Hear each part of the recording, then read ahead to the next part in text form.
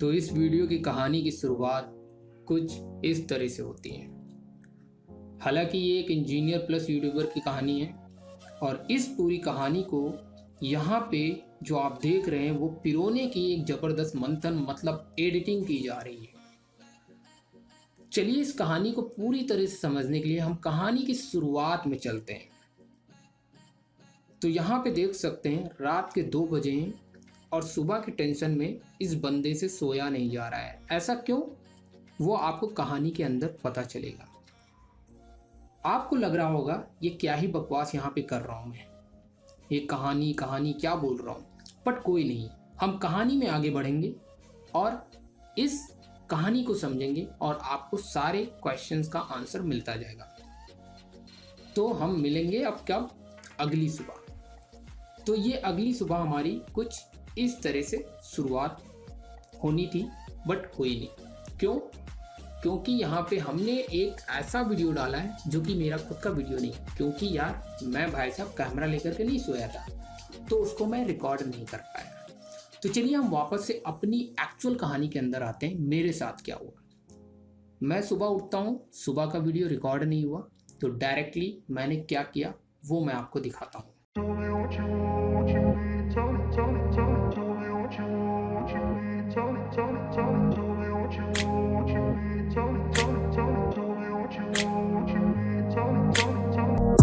Caught up in a daydream, I beat my mind up there almost daily. It's how I pass time, no opinions safely. It's how I understand what I want in this place, see. Cause everybody wanna tell you bad things, what could go wrong, what fame brings. But success is a finicky thing, and if you ain't sure, no, it'll never be.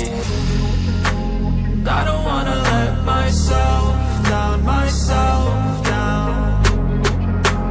I don't wanna let myself down, myself down.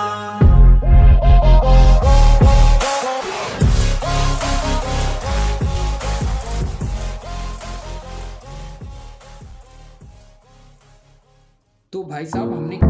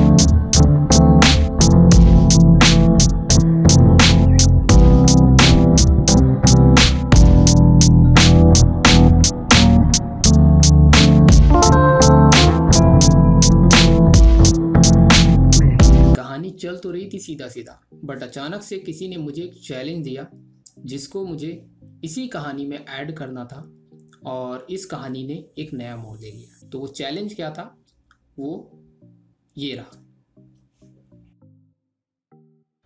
Okay guys, सो अभी हम बात करने वाले हैं कि is it good to go as a full stack developer in IT field और not. तो guys जैसा कि देखा कि मैंने यार अभी फिनिश किया और उसके बाद फिर क्योंकि ब्रेकफास्ट किया ही नहीं था और क्योंकि because of my personal workload, तो अभी मैंने उसको फिनिश किया है। अभी क्या करने वाला हूँ गाइस, सबसे पहले मैं जाता हूँ जल्दी से स्मॉल सा बात लेकर के आता हूँ नहा करके, फिर उसके बाद मैं बात करता हूँ is it good to go as a full stack developer in IT field और नॉट। तो चलिए मिलते हैं थोड़ी देर में।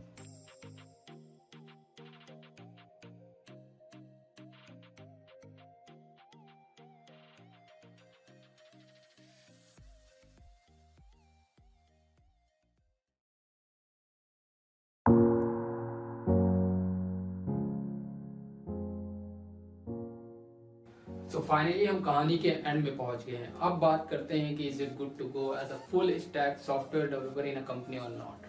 तो my answer is yes. Okay, but reason, तो रीजन बड़ा ही सिंपल है कि कंपनी उस कैंडिडेट को प्रेफर करती है जो उनकी कंपनी में आए और मल्टीपल एस्पेक्ट में यूटिलाइज हो रहा हो।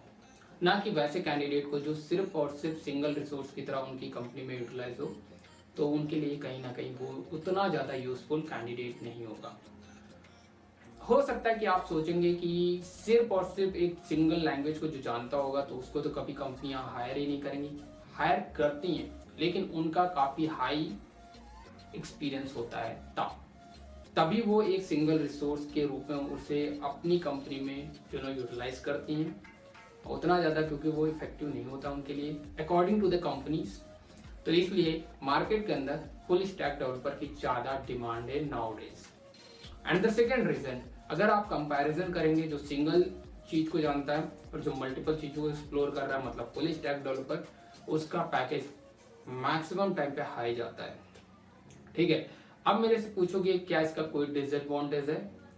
यार डिसएडवांटेज यही है कि कंपनी आपको कुछ भी पकड़ा सकती है किसी भी टाइम पे।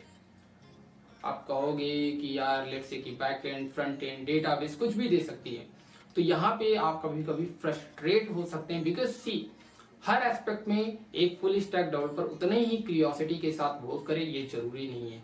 कहीं ना कहीं उसका किसी एक सेक्शन में, एस्पेक्ट में ज्यादा इंटरेस्ट होगा। हो सकता है फ्रंट एंड में, हो सकता है बैक एंड में, हो सकता है डेटाबेस में। तो ये एक बेसिक ड्रॉबैक है। लेकिन हाँ, अगर आप बिगिनर हैं तो बिगिनर के पॉइंट ऑफ व्यू से मैं इतना ही बोलूंगा, आप as a full stack developer try करें, क्योंकि उसमें आपको मल्टीपल चीजें इनिशियली एक्सप्लोर करने को मिलेंगी और ज्यादा ग्रोथ मिलेगी और लर्न करने को मिलेगा। जब आपके पास एक एक्सपीरियंस हो जाए, हैवी हो जाए एक्सपीरियंस, देन आप किसी एक पर्टिकुलर चीज के साथ स्टिक कर देना, चाहे वो बैकएंड हो, चाहे डेटाबेस हो, चाहे फ्रंट एंड हो। बट मैं बैकएंड के साथ बोलूंगा।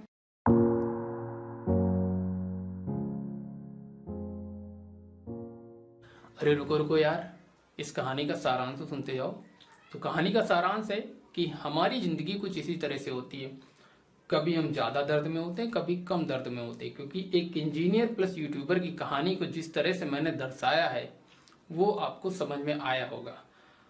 और हो सकता है कि कुछ लोगों का ये सस्पेंस हो कि भैया आप इसे कहानी क्यों बोल रहे हैं, ये तो एक व्लॉग था। तो भैया ये व्लॉग नहीं है जनाब, ये हमारी कहानी है जिसको मैंने अपने तरीके से यहाँ पे दर्शाया है। और दूसरी बात कि हो सकता है कि आपको लग रहा होगा कि ये सस्पेंस कहाँ से था, कि अचानक से इस कहानी के अंदर आपने कंटेंट क्यों बना दिया। तो यार ऐसा ही तो होता है इंजीनियर प्लस यूट्यूबर का जिंदगी। नहीं समझे भैया? अगर समझ गए हो तो वीडियो को लाइक करें, और ना समझ में आया तो वीडियो को जो मर्जी वो करें। फिर मिलेंगे ऐसे ही कुछ इंटरेस्टिंग तरीके से कहानियों के रूप में कंटेंट क्रिएट करते हुए। तो टिल देन बाय बाय।